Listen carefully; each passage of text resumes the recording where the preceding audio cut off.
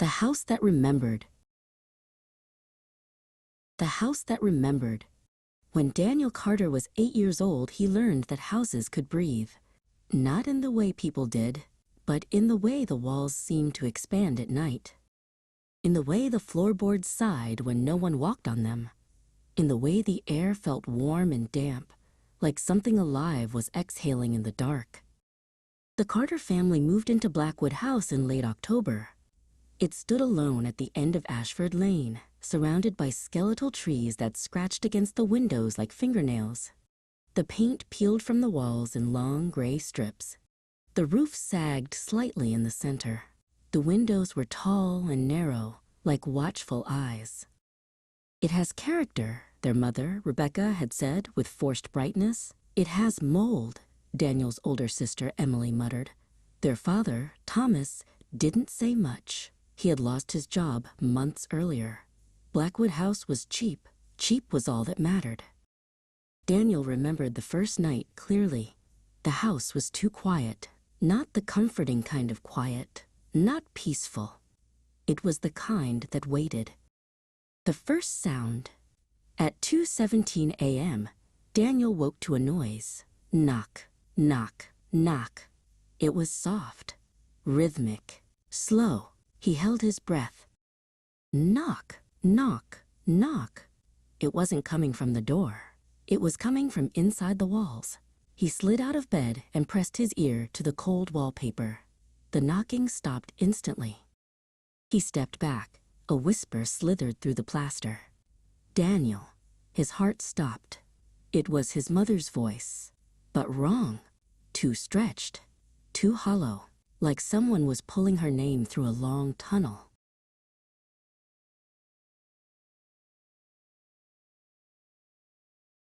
He ran to his parents' room, tears already streaming down his face. His mother sat up groggily. "What's wrong?" "I heard you," Daniel sobbed. "You were in the walls." Thomas sighed heavily. "It's an old house, pipes, wood. It settles." But Rebecca didn't speak, because she had heard it too. 3 nights later, Emily screamed. It wasn't the kind of scream teenagers make for attention. It was primal, broken. Daniel and his parents rushed into her room. Emily stood frozen beside her bed, pointing at the window. "It was tapping," she whispered. "Someone was tapping." The branches outside were still. "No one's there," Thomas said firmly. But as they stood in silence, tap, all 4 of them heard it. Not from outside. From the inside of the glass, as if someone was trapped between the window panes, scratching to get out. Emily refused to sleep alone after that. The basement door. There was a door in the kitchen that led to the basement. It was painted black. No one remembered painting it that color. It had always been black. Rebecca avoided it. She didn't know why. One afternoon, while Daniel was at school and Emily was at a friend's house, Rebecca heard humming. Soft, gentle, like a lullaby. It drifted up from beneath the basement door. Her breath caught in her throat. The melody was familiar. It was the song she used to sing to Daniel when he was a baby. She approached the door slowly.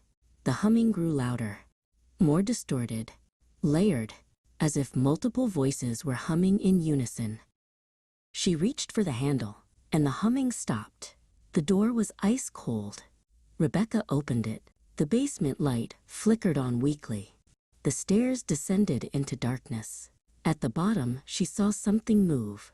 Not clearly, just a shift in the shadows, like something had stepped back when the light touched it. "Hello," she whispered. The light bulb burst. The basement swallowed itself in blackness. And from the bottom of the stairs, "Mommy." It was Daniel's voice. But Daniel was at school.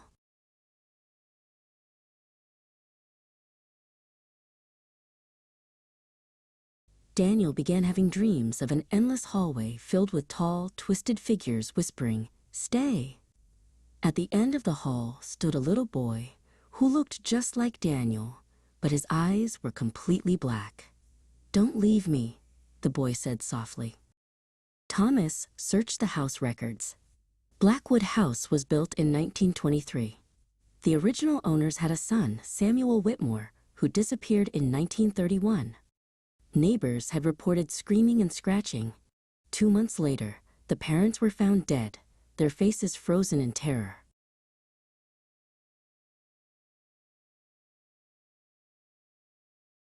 There were no signs of entry or injury on the Whitmores, but the walls in the basement told a different story. They were covered in thousands of tiny scratch marks, deep, desperate marks made by small fingernails, as if someone had been trying to claw their way out from the inside.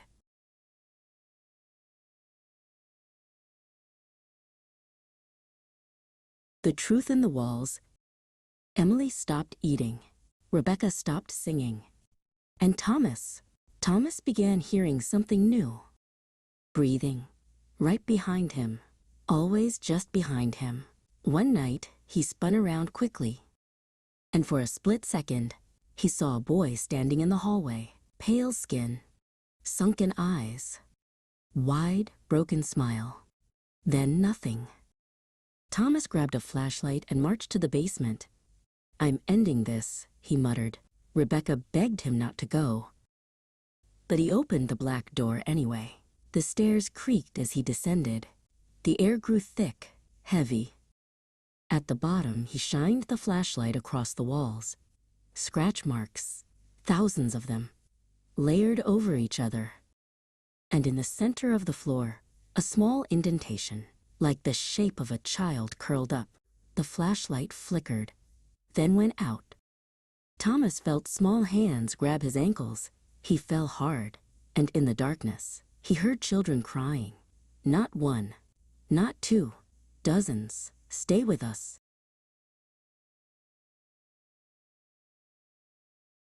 The basement door slammed shut. Rebecca and the children heard Thomas screaming. They tried to open the door. It wouldn't budge. The screaming stopped abruptly. The house fell silent. The morning after, when Rebecca finally managed to open the door the next morning, the basement was empty. No body, no blood, just deeper scratch marks. And one new word carved into the wall: stay. Daniel stared at it for a long time. Then he whispered softly, "He's lonely." Rebecca turned slowly. "What?" Daniel's eyes were distant. "He doesn't want us to leave." Emily grabbed her brother's shoulders. "Who?" Daniel smiled faintly. "Samuel."